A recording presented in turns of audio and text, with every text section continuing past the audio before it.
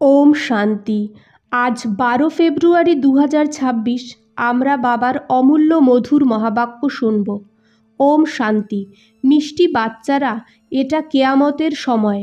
রাবণ সবাইকে কবরে ফেলে দিয়েছে। বাবা এসেছে অমৃত বর্ষা করে সাথে নিয়ে যেতে।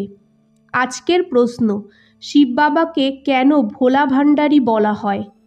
উত্তর, কারণ শিব ভোলানাথ যখন আসে তখন অহিল্যা, কুব্জা, গণিকা সবার কল্যাণ করে, ওদের বিশ্বের মালিক বানিয়ে দেয়। আসেও দেখো পতিত দুনিয়া আর পতিত শরীরে। তো ভোলা হলো, তাই না? ভোলা বাবার ডাইরেকশন হলো, মিষ্টি বাচ্চারা এখন অমৃত পান করো, বিকাররূপী বিষকে ছেড়ে দাও। গীত। दूर देश का रहने वाला आया देश पराए। ওম শান্তি। রুহানি বাচ্চারা গান শুনেছে, অর্থাৎ রুহুরা এই শরীরের কান কর্মেন্দ্রিয় দ্বারা গান শুনেছে। দূর দেশের মুসাফির আসে, তোমরাও তো মুসাফির, তাই না? সব মনুষ্য আত্মাই মুসাফির। আত্মার কোনো ঘর নেই, আত্মা নিরাকার। নিরাকারী দুনিয়ায় থাকে নিরাকার আত্মারা, ওকে বলা হয় নিরাকারী আত্মাদের ঘর, দেশ বা লোক। এখানে হয় জীব আত্মাদের দেশ, ওখানে হয় আত্মাদের দেশ। তারপর আত্মারা এখানে এসে শরীরে যখন প্রবেশ করে তখন নিরাকার থেকে সাকার হয়ে যায়। এমন নয় যে আত্মার কোনো রূপ নেই, রূপও আছে, নামও আছে। এত ছোট আত্মা কত পার্ট বাজায় শরীর দ্বারা। প্রত্যেক আত্মায় পার্ট বাজানোর কত রেকর্ড ভরা আছে। রেকর্ড একবার ভরে যায়, তারপর কতবার রিপিট করে, ওটাই চলতে থাকে। আত্মারও এই শরীরের ভেতর রেকর্ড আছে, যাতে 84 জন্মের পার্ট ভরা আছে। যেমন বাবা নিরাকার, তেমন আত্মাও নিরাকার। কোথাও কোথাও শাস্ত্রে লিখে দিয়েছে ও নাম রূপ থেকে নেয়ারা, কিন্তু নাম রূপ থেকে নেয়ারা কোনো বস্তু হয় না। আকাশ কত ফাঁকা জায়গা, কিন্তু নাম তো আছে আকাশ, তাই না? নাম ছাড়া কোনো জিনিস হয় না। মানুষ বলে পরমপিতা পরমাত্মা। দূর দেশে তো সব আত্মারা থাকে, এটা সাকার দেশ। এর মধ্যেও দুয়ের রাজ্য চলে, রামরাজ্য আর রাবণ রাজ্য। অর্ধেক সময় হলো রামরাজ্য আর অর্ধেক সময় হলো রাবণ রাজ্য। বাবা কখনো বাচ্চাদের জন্য দুঃখের রাজ্য থোড়িই বানাবে। মানুষ বলে ঈশ্বরই দুঃখ সুখ দেয়। বাবা বোঝায়, আমি কখনো বাচ্চাদের দুঃখ দেই না, আমার নামই হলো দুঃখহর্তা সুখকর্তা। এটা মানুষের ভুল, ঈশ্বর কখনো দুঃখ দেবে না। এই সময় হয়ই দুঃখধাম। অর্ধেক সময় রাবণ রাজ্যে দুঃখই দুঃখ পাওয়া যায়, সুখ একটুও হয় না। সুখধামে আবার দুঃখই হয় না। বাবা স্বর্গের রচনা করে, এখন তোমরা আছো সঙ্গমে। এটাকে নতুন দুনিয়া তো কেউ বলবেই না। নতুন দুনিয়ার নামই হলো সত্যযুগ, ওটাই আবার পুরনো হয় তো তাকে কলিযুগ বলা হয়। নতুন জিনিস ভালো আর পুরনো জিনিস খারাপ দেখা যায় তো পুরনো জিনিস নষ্ট করে দেওয়া হয়। মানুষ বিষকেই সুখ মনে করে। গাওয়াও হয় যে অমৃত ছেড়ে বিষ কেন খেলে। ঈশ্বর এসে যেটা করবে তাতেই ভালো হবে। রাবণ রাজ্যে মানুষ খারাপ কাজই করবে। এটা এখন বাচ্চারা জেনেছে যে গুরু নানকের 500 বছর হয়েছে, আবার কবে আসবে? তো বলবে ওনার আত্মা তো জ্যোতি জ্যোতের সাথে মিশে গেছে, আসবে তাহলে কিভাবে? তোমরা বলবে আজ থেকে 4500 বছর পর আবার গুরু নানক আসবে। তোমাদের বুদ্ধিতে সারা ওয়ার্ল্ডের হিস্ট্রি জিওগ্রাফি চক্কর লাগাতে থাকে। এই সময় সবাই হয় তমপ্রধান। একে কায়ামতের সময় বলা হয়। সব মানুষ যেন মরে পড়ে আছে, সবার জ্যোতি নিভে গেছে। বাবা আসে সবাইকে জাগাতে। বাচ্চারা যে কামচিতায় বসে ভস্ম হয়ে গেছে, ওদের অমৃত বর্ষার দ্বারা জাগিয়ে সাথে নিয়ে যাবে। মায়া রাবণ কামচিতায় বসিয়ে কবরে ফেলে দিয়েছে, সবাই শুয়ে আছে। এখন বাবা জ্ঞান অমৃত পান করায়। এখন জ্ঞান অমৃত কোথায় আর জল কোথায়? শিখ লোকেদের বড়দিন হয় তো বড় ধুমধাম করে পুকুর পরিষ্কার করে, মাটি বের করে। এই জন্য নামই রাখা হয় অমৃতসর, অমৃতের পুকুর। গুরু নানকও বাবার মহিমা করেছে, নিজেই বলে এক ওঙ্কার সৎ নাম, ও সদা সত্য বলে। সত্যনারায়ণের কথা, তাই না? মানুষ ভক্তিমার্গে কত কথা শোনাতে থাকে, অমর কথা, নিজরি কথা বলে। শঙ্কর পার্বতীকে কথা শুনিয়েছিল। শঙ্কর তো সূক্ষ্মবতনে থাকে, তাহলে ওখানে কোন কথা শুনিয়েছিল? এই সব কথা বাবা বসে বোঝায়, যে বাস্তবে তোমাদের অমর কথা শুনিয়ে অমরলোকে নিয়ে যাওয়ার জন্য এখন এসেছে। মৃত্যুলোক থেকে অমরলোকে নিয়ে যায়। এখন তোমরা বোঝো, আমরা নর থেকে নারায়ণ, নারী থেকে লক্ষ্মী হই।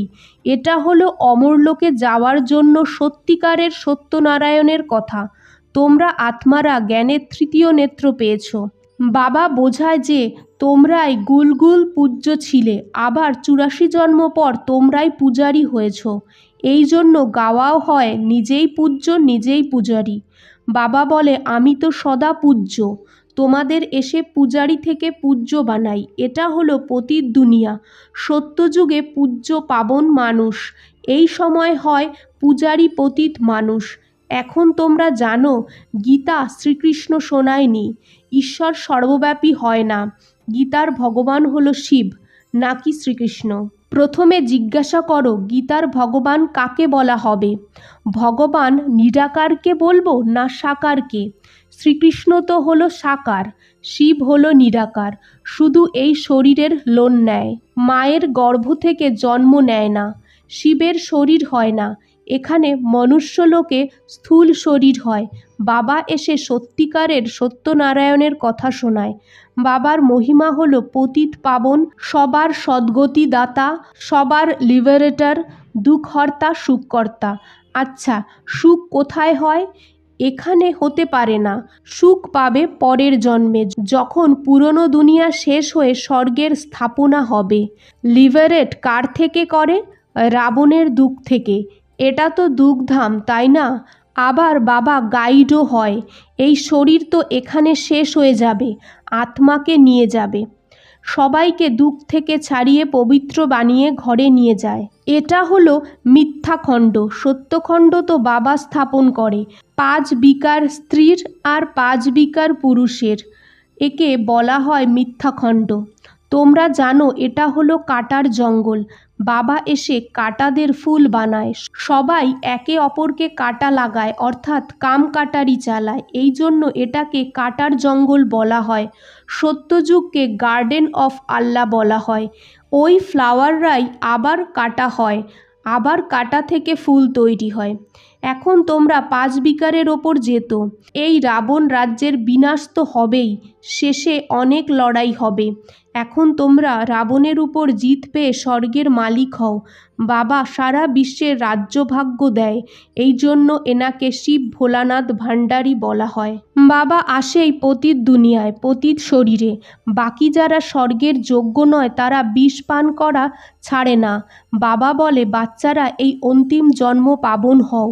এই বিকার তোমাদের আদি মধ্য অন্ত দুঃখী বানায়। তুমি এই এক জন্মের জন্য বিষ পান করা ছাড়তে পারবে না?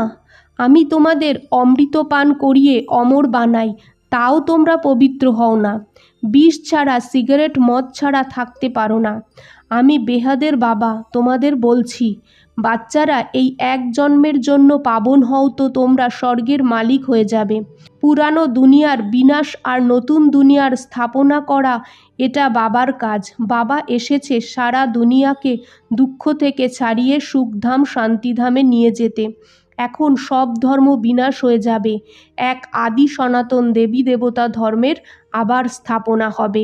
গ্রন্থেও পরমপিতা পরমাত্মাকে অকাল মূরত বলা হয়েছে। বাবা হলো মহাকাল, কালের কাল। ওই কাল তো একজনকে দুজনকে নিয়ে যাবে, কিন্তু আমি তো সব আত্মাদের নিয়ে যাব, এই জন্য মহাকাল বলা হয়। বাবা এসে তোমাদের কত সমঝদার বানায়। আচ্ছা মিষ্টি বাচ্চাদের গুড মর্নিং। আজকের ধারণা 1, এই শেষ জন্মে বিষকে ত্যাগ করে অমৃত পান করতে আর পান করাতে হবে। পাবন হতে হবে, কাটাকে ফুল বানানোর সেবা করতে হবে। 2, বিষ্ণুর গলার মালার দানা হওয়ার জন্য বাবার ইয়াদে থাকতে হবে। পুরো সাহায্যকারী হয়ে বাবার সমান দুঃখকর্তা সুখকর্তা হতে হবে। আজকের বাপদাদার মধুর বরদান, নিজের অলৌকিক রুহানি বৃত্তি দ্বারা সব আত্মার ওপর নিজের প্রভাব ফেলা বাচ্চারা মাস্টার জ্ঞান সূর্য ভব। যেমন কোনো আকর্ষণ করা বস্তু নিজের আশেপাশের লোককে নিজের দিকে আকর্ষিত করে, সবার অ্যাটেনশন যায়, তেমন তোমাদের বৃত্তি যখন অলৌকিক রুহানিয়াত হবে তো তোমাদের প্রভাব অনেক আত্মার উপর এমনিই পড়বে। অলৌকিক বৃত্তি অর্থাৎ নেয়ারে আর প্রেয়ারের স্থিতি সব সময় অনেক আত্মাকে আকর্ষিত করে। এমন অলৌকিক শক্তিশালী আত্মারা মাস্টার জ্ঞানসূর্য হয়ে নিজের প্রকাশ চারিদিকে ছড়িয়ে দেয়। আজকের স্লোগান, সদা সমানের সিটে স্থির থাকো তো সব শক্তি তোমার অর্ডার মানতে থাকবে। ওম শান্তি।